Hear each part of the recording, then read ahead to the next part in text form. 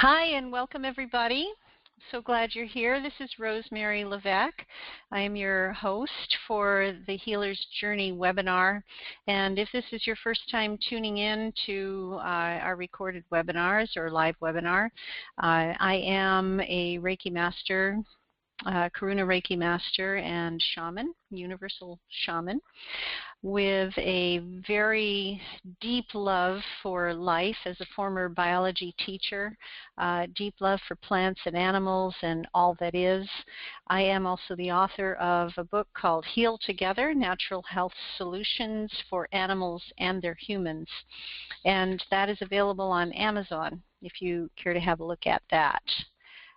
Today, we always proclaim, and I like this so much better than disclaimers, that we're proclaiming that we are sovereign beings, that we as healers are really healing ourselves. We're here in physical form.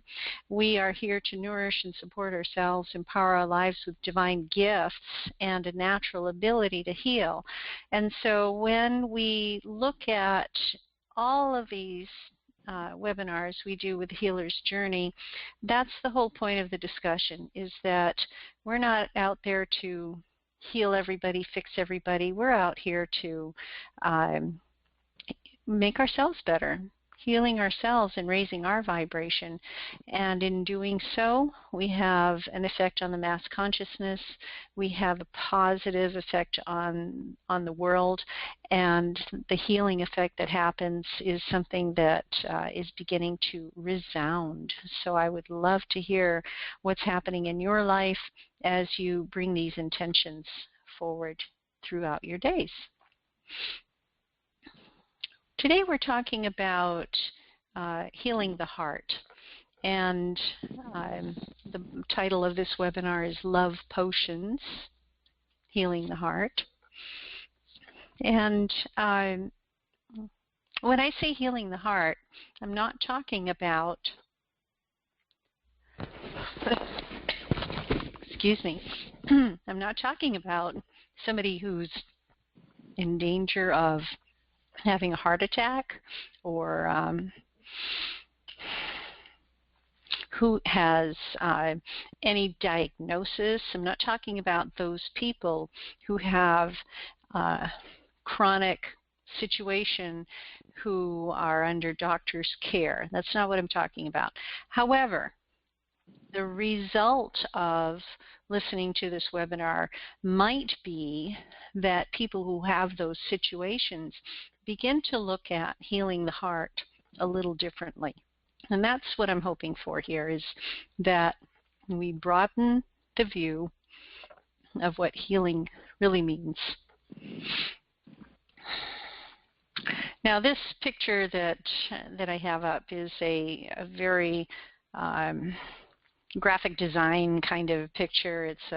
It's not an actual heart. It's a drawing of a heart, and it shows the blips on the screen that indicate the heartbeats. Now, the heart is an organ, of course, a very vital organ, right? You can't live without a heart. You can live without a spleen. You can live without a gallbladder. You can live without other parts of your body. You can't live without a heart. And so it is a vital organ.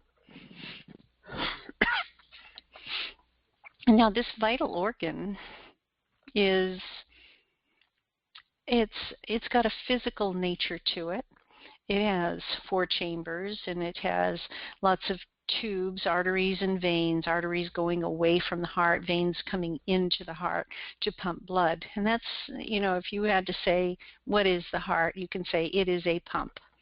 And yet, we know that the heart is so much more than its physical state of being. It is so much more than 4 chambers pushing blood throughout the body, so much more than an organized, highly evolved organ in the body that is essential in every aspect of life, from the moment that energy is moving through the embryo, before before before you're born, the heart is functioning, and right up to the moment of death, the heart is functioning. So, it's a very valuable physical organ. But the heart is so much more than that physicality. It is actually a very complex organ that we can't really even begin to know.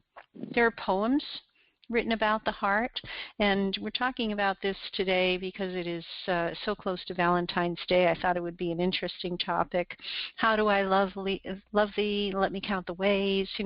People have written about the heart in a romantic way, even though the heart is an organ that pumps the blood, right? So why is it? What is it about the heart, this very vital organ, that makes it the center of love? What is the complexity of this? Well, there is a beat, right? We want to say that there is a rhythm, there is a beat, and you can actually use rhythm and beat of the heart as an indicator, perhaps, of what is going on with the heart. We know that a calm person has a regular heartbeat that is a little slower than an excited person that would have a faster heartbeat. You know that a person who is well has an even heartbeat, as opposed to a person who might not be so well and might have arrhythmia or irregular heartbeat or skipping beats or too strong a beat or too weak a beat. So you can tell a little bit about the health of a person by listening to the heart, by noticing the heartbeat. And this is why doctors carry around stethoscopes, right? So, because they want to listen to the heart. They can tell a lot by listening to the heart and the rhythm. But the heart of the matter is this, that there's so much more than the physicality of the heart, because it is involved with nerve function.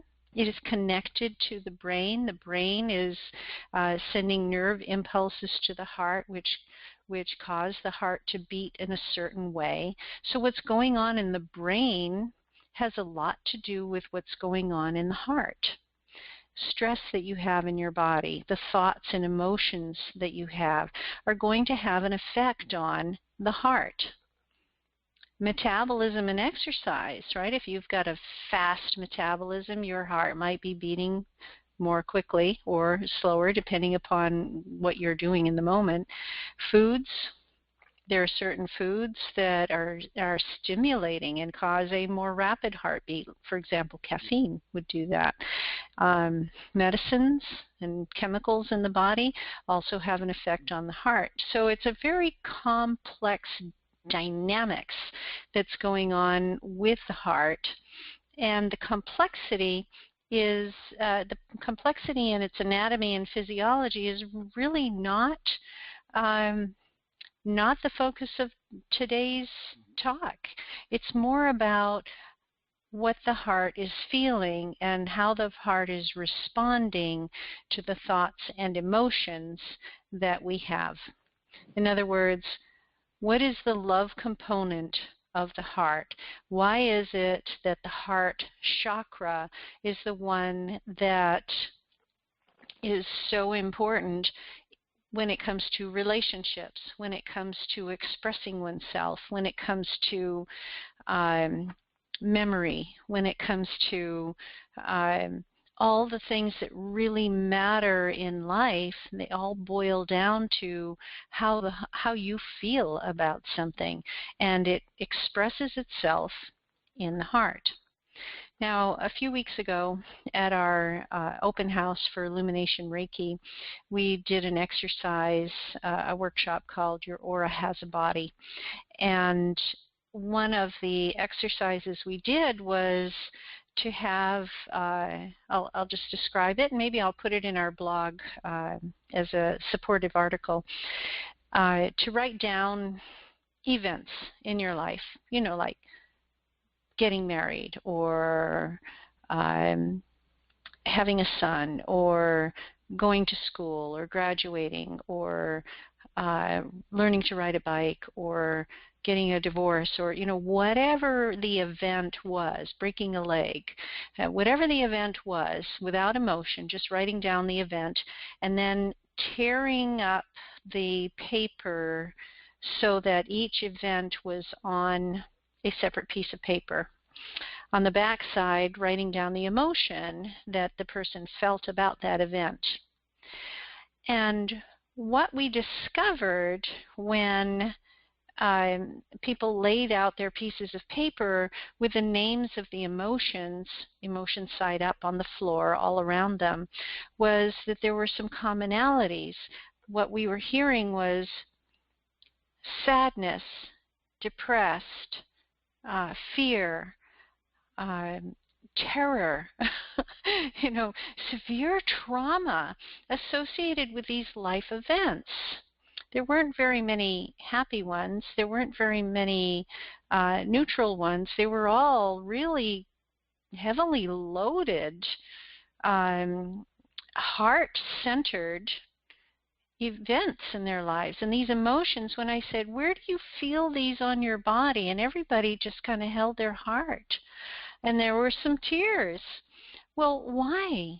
Why?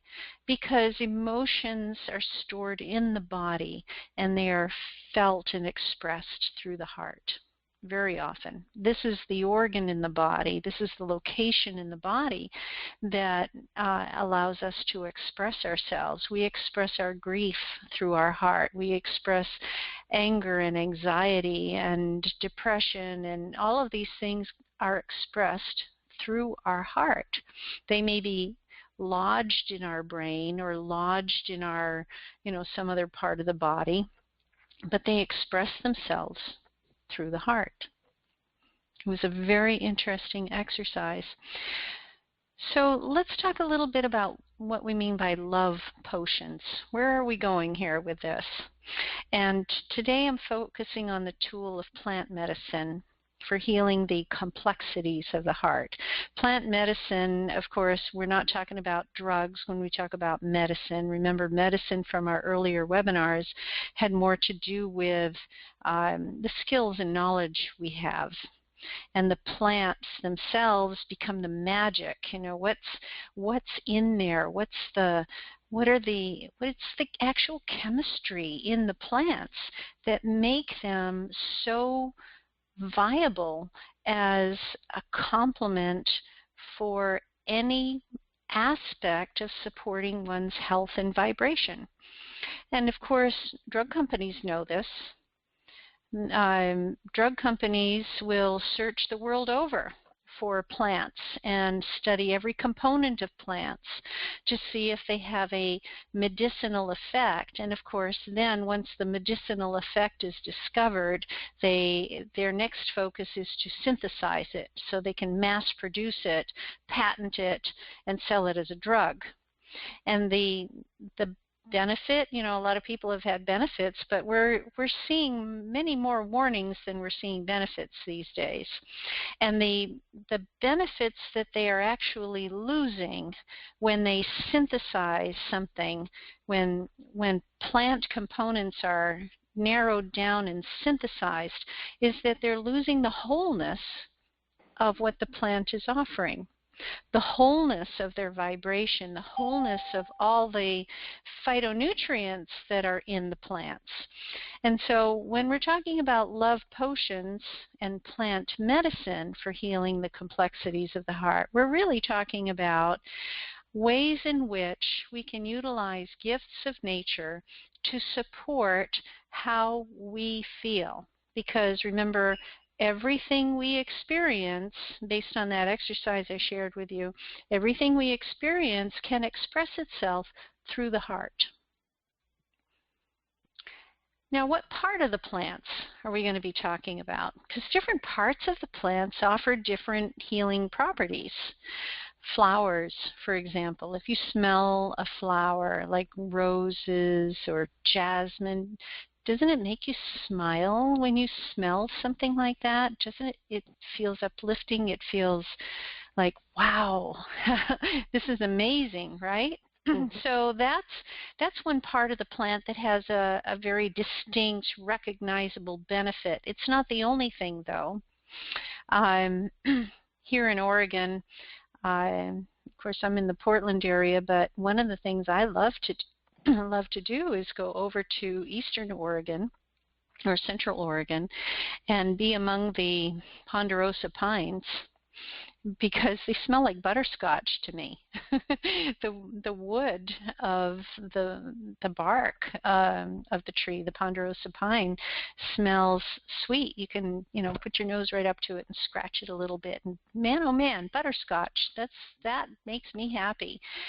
So there are different parts of the plant that have different aromas and different benefits. We know as gardeners that if you plant marigolds around the edge of your garden, it's going to help repel some of the insects that normally would be bothering your other plants. So we offer the marigolds in their healing properties of maybe their bitterness, maybe their plant, their insect invading benefits. They're not going to allow those pests to come through. Lemon is one of those uplifting plants. You can smell lemon, but it's got such an interesting property in the body. When you are consuming lemon, it actually helps to balance and harmonize with your body. So when you're feeling like,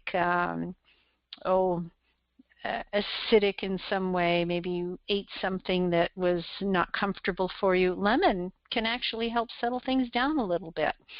So different parts of the plant, whether it's leaves, roots, stems, the whole plant, the flowers, they all offer different benefits, and we can get to know them a little bit. So I put together a few ideas here for you. One is roots and wood. And really, when I talk about the plants and the benefits of plants, we're thinking about the plants as a whole, or the parts of the plants in their wholeness, not a component in there, but the whole root or the whole plant. And for the healing property, not as a medicinal thing, but more as a vibrational thing. I want to make that distinction very clear here, and that it's more of a vibrational healing, a spiritual healing, a harmonizing healing, not a medicinal effect. So when we look at the roots and the wood of plants, these in general offer grounding properties. How important is grounding? Think about it just for a moment. Wow. One of the most important things to do is ground, right? Are you too much in your head? Are you thinking too much? Can you sleep at night? Maybe not. Maybe you're too anxious. So you want to become more grounded. So ask the plants to help. So the plants that offer grounding properties would be vetiver.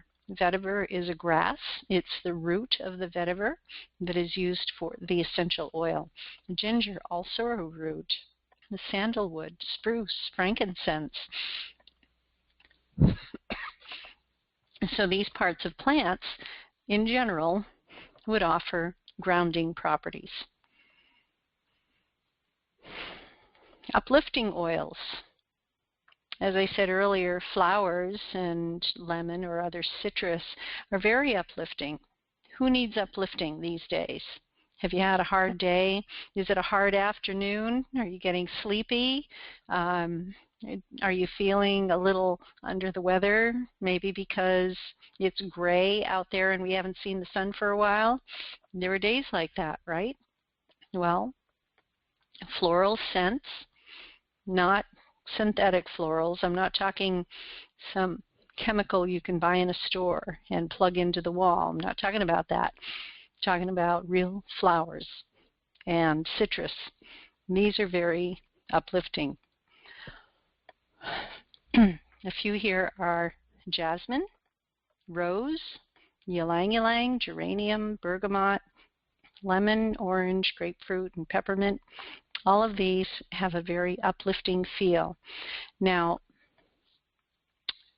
you might relate to these in some way. You might say, oh yeah, lemon, I associate that with summertime, lemonade. Or, gosh, you know, lemon just smells so fresh. I love the smell of lemon when my house is clean. Or jasmine in the spring. There are several places on my walk with Gracie that I know where jasmine grows, and I just love to stand there and smell the jasmine. It's just so, so uplifting. So these are scents that come from flowers and citrus, and you can use them as uplifting oils. Again, making the heart feel lighter. That's what we're talking about here. Calming oils. These can come from the leaves and from the whole plant. Plants like lavender, thyme, sage, cypress, cedarwood, myrrh, chamomile, and copaiba. These are all plants that their leaves and perhaps even the whole plant has a benefit of offering calming. So we're not talking flowery scents. We're not talking citrusy scents. We're talking about ways in which we can feel a little more relaxed. Lavender is one we associate with that. Chamomile as well. But have you heard of copaiba? Copaiba comes from a tree in Brazil.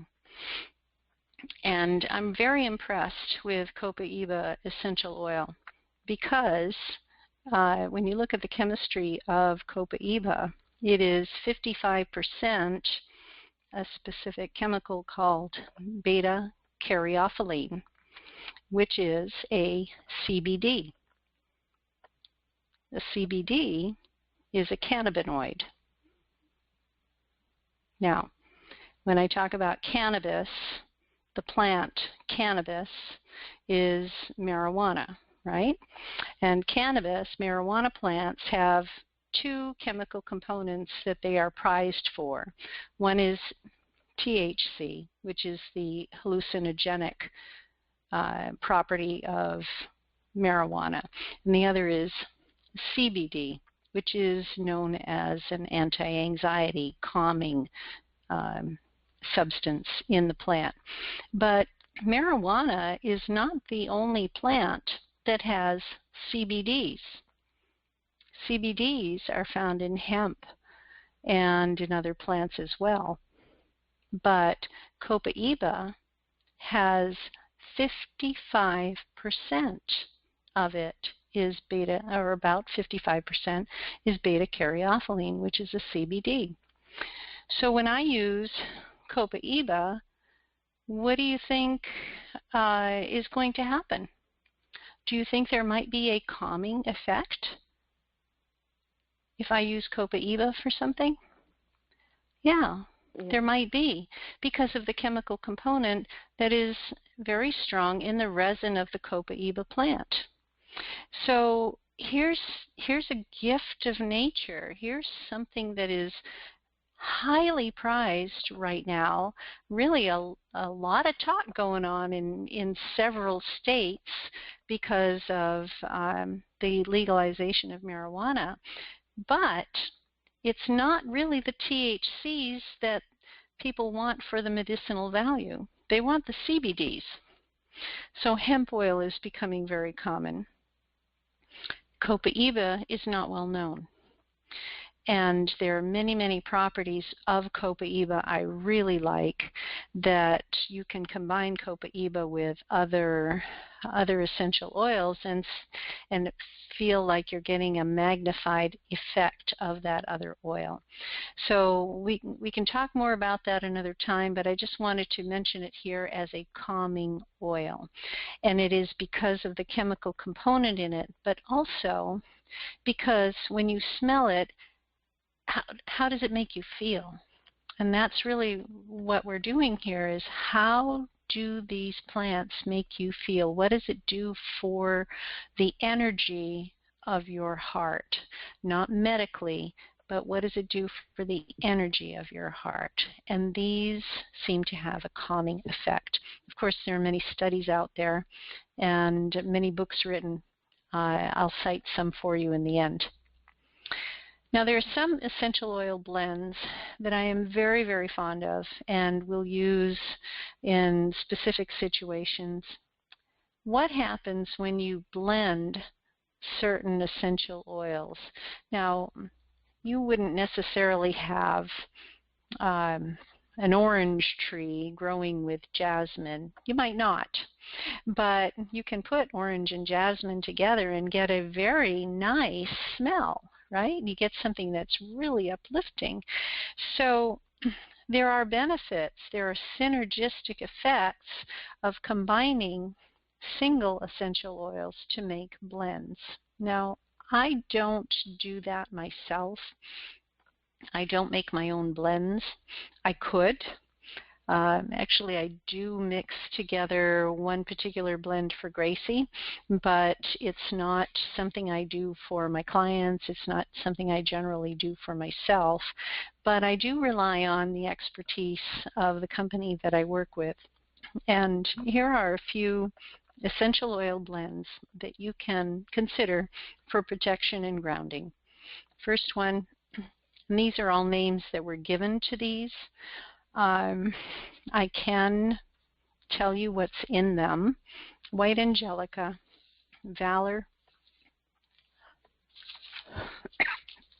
excuse me, and Live Your Passion are all essential oil blends that I rely on, especially when I am either getting ready to teach a class or working with clients who need a little more grounding themselves, or working with animals who are feeling fearful, feeling like they need to be a little more connected to their body. I will use some of these oils. Always, when you're using essential oils, you want to work with very pure ones, ones that are proven to be safe and not synthetic, not compromised in any way. The divine feminine aspect of healing and the idea of balance may be brought out in these essential oil blends. In harmony, Lady Scleriol, joy, sensation, inner child, and Endoflex. Let's take a look at one of these here, Harmony. Harmony is one of the blends that when I smelled it for the first time, it just smelled very sweet to me. It smells enriching. Is that the word? Enriching. Harmony smells enriching to me. And yet, when you consider the energy of what can be going on in a body, a person who is, for example, not well, does a person who is not well need some kind of harmony? Probably. Anytime there is a fight going on, are you fighting a virus or bacteria? Are you fighting a diagnosis? Are you physically having arguments with somebody in a relationship? Are you not at peace with yourself? Then perhaps you want to call in the energy of harmony. So let me read to you what is in harmony. I think you'll be impressed. It's a big list. Hyssop, spruce, lavender, geranium, frankincense, ylang ylang, sandalwood, angelica, rose, orange, bergamot, sage lavender, jasmine, pomarosa, Roman chamomile, and rosewood. Wow, how many is that? Like a dozen, right? Did you hear some flowers? Yeah, lavender, rose, geranium, ylang ylang. Those flowers are in there. Angelica.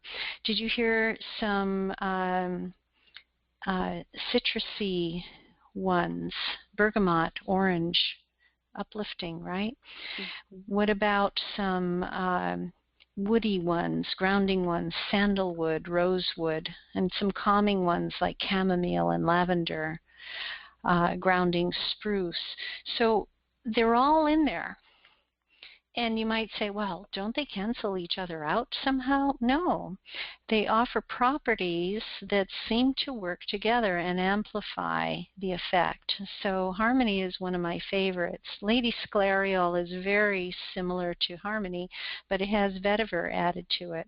So it has all of this harmonizing effect with a nice deep grounding. It's one of my favorite to wear on a daily basis.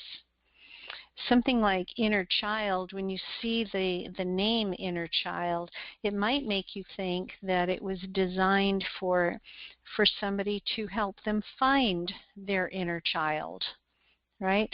So in that case, healing the heart by finding your joy from your childhood, your inner child, even if you had a tough childhood, you've got an inner child. You've got one who might be stomping her foot or his foot saying, hey, let me out, come play with me, right? And so these essential oils were designed with that energy in mind, not as I'm going to fix you. If you use me, you'll get a healing benefit, a physical healing benefit. But you might, but the point of it is you'll get an energizing, balancing, healing benefit from using plant medicine. Essential oil blends for deep healing and trauma. You know anybody who's had any trauma in their lives? Yeah, probably, huh? We all have. We've experienced perhaps the loss of someone or abuse in some way, or we've experienced breakups, relationship breakups, deaths, divorce, moving, betrayal, guilt, shame, dehumanizing. There are many, many examples where we've stuffed the emotions somewhere. We've swallowed them. We've hidden them in the body somehow. They might show up physically as pain, like perhaps inflammation somewhere, or an imbalance, an autoimmune problem, or maybe in the heart. Grief shows in the heart. People have, at the loss of a spouse, the next spouse will not often, but sometimes die a few months later, right? Because of grief, because of that connection. And so we can't rule out the idea that there is an energetic association with the heart, that perhaps we can offer some deep healing for the trauma that might be there. And so the essential oil blends that come through on here, SARA, S-A-R-A, sexual and or ritual abuse is what it stands for. Release, trauma life, tranquil. These are ones who in their name are letting you know that you could use it for those things. And I would like to suggest that maybe we can use it even if we don't recognize that we have held on to trauma, because we've swallowed it. We might have even forgotten it. We might have even denied it ever happened. And so in using essential oils to shift the vibration, we are actually allowing deep healing to happen without even knowing it, without even identifying it. We're just going to begin to use some of these essential oils with the intention in mind of releasing. I release that which no longer serves me, is one of the affirmations we often use in healing work. Letting go. I don't even know what it is, but I'm going to let it go. And here's this essential oil that I'm going to use with it to complement, to support, to amplify my intention. Tranquil, by the way, is something I put on every night before I go to bed. Or, well, not every night. Sometimes I mix it up with something else. But Tranquil is, it's a very soft, soothing blend. And I find that when I use it, I can pretty much guarantee having no interruptions in my sleep. It's amazing. Before we close, I know I wrote something else down here. I'm going to, oh yes. There was a book that I wanted to tell you about.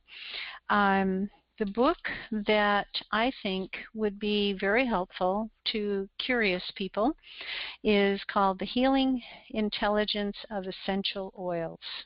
It is written by Kurt, K-U-R-T, Schnaubelt, S-C-H-N-A-U-B-E-L-T.